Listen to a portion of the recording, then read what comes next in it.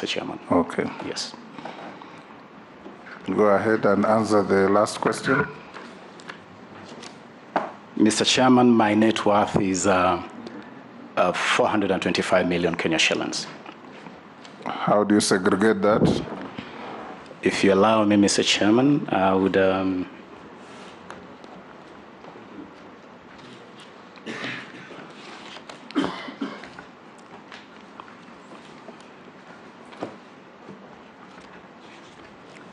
quickly make reference to the questionnaire that I submitted to this honorable committee, which provides details of the spread of that net worth, which includes my residence here in the city of Nairobi, my country residence back in Busia County, a business titled Chase Bay, 2 land holdings, a shareholding in Safaricom, the Cooperative Bank, and the Kenya Power. And my pension income is part of that net worth. 2 motor vehicles, a Range Rover and a Jeep Wrangler Rubicon, and 2 water vessels, Mr. Chairman. That is provided in the details of the questionnaire, totaling to 425 million. Those are fishing boats or luxury boats? Mr. Chairman, you know, commonly called a yacht. When you talk to anybody from the land of my natural domicile, they'll tell you we cherish our boats as much as we cherish our women. Yes. And so those are boats for private use, Mr. Chairman. Okay. Yes. Great. We'll now give you 10 minutes or less to tell us the story of your life. Thank you, Mr. Chairman. Mr. Chairman, I'm proudly a country boy. A country boy, or you could say a boy of the village, from Port Victoria, Budalangi. We call Budalangi the land of lions. This is the home of the Abanyala people of the larger Luya community. These are a people that pride themselves for being great fishermen, for being great hard workers. They really do know how to hustle. They're great wrestlers. We love our boats as much as we love our women, as I've said.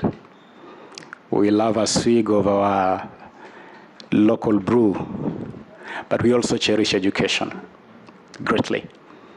This is the land of the great Professor Callistus Juma the Late, one of the most eminent intellectuals out of this country, to grace the halls of the great Harvard University in Boston, Massachusetts. The land also of my brother, Professor Namwamba, who is here with me, who has been recognized as a sage globally. And Mr. Chairman, it is in this community that I was born to the late Peter Luecheche Namwamba, my father, and my mother, Agatha Maina, who I like to call my prayer warrior. Mr. Chairman, I was born the 8th, the last of 8 children in this family, and led an ordinary life of a village child. Attended Port Victoria Primary School, where I sat my KCPE, and proceeded to Kolanya Boys High School in the north of Teso for my KCSE.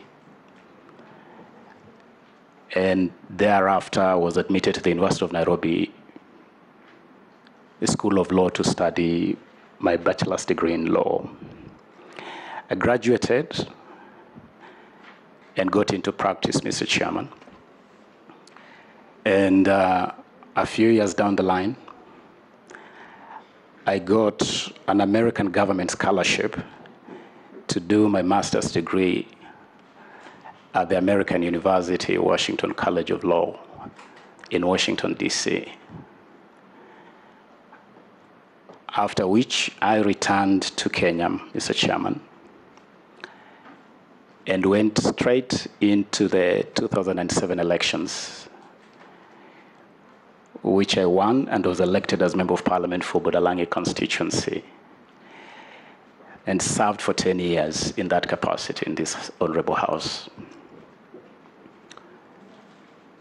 Mr. Chairman, during that period, I also had the privilege to chair a number of committees in this house, including co-chairing with the then Mandera Central Member of Parliament, Honorable Abdikadir Mohammed, the Parliamentary Select Committee on Constitution Review that presided over the process that led to our 2010 Constitution.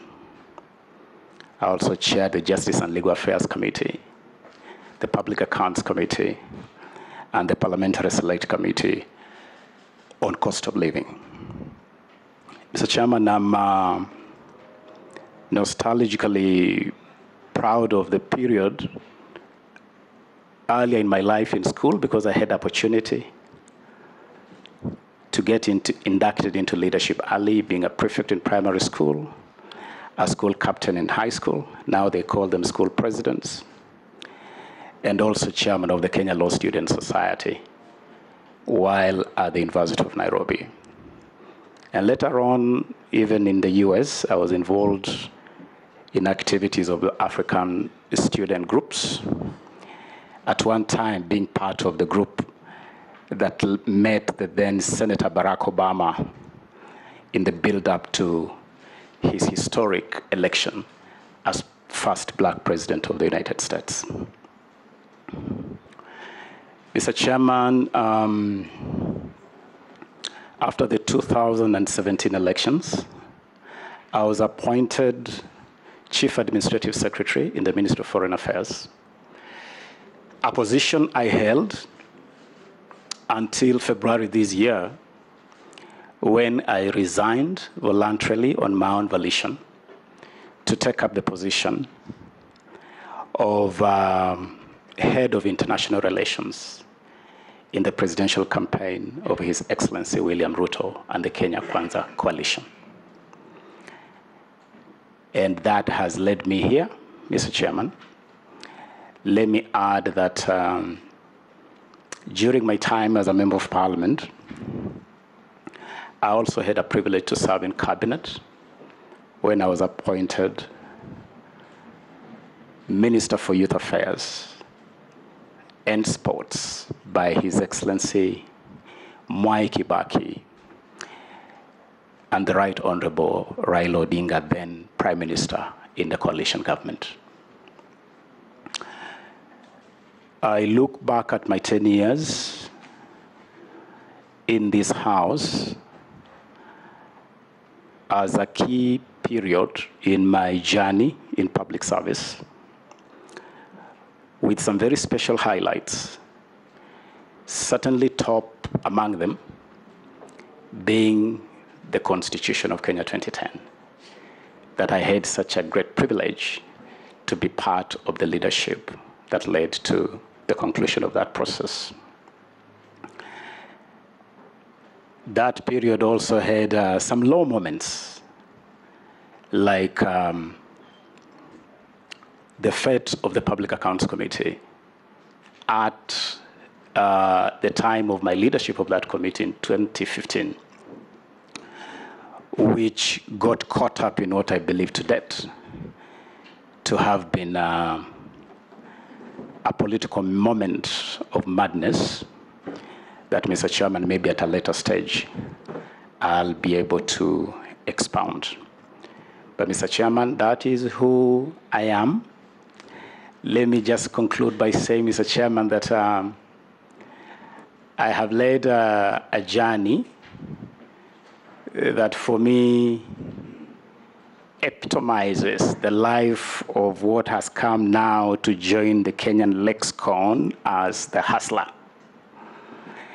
Because I'm a boy who, I said I'm a country boy, a village boy. I'm a boy who walked to school barefoot. I mean, I would walk to school barefoot and sit in class with pangs of hunger, but never lose a smile on my face or gladness in my heart or determination to finish school. But that's the story of many of us. Mr. Chairman, I conclude by saying it is so important for parents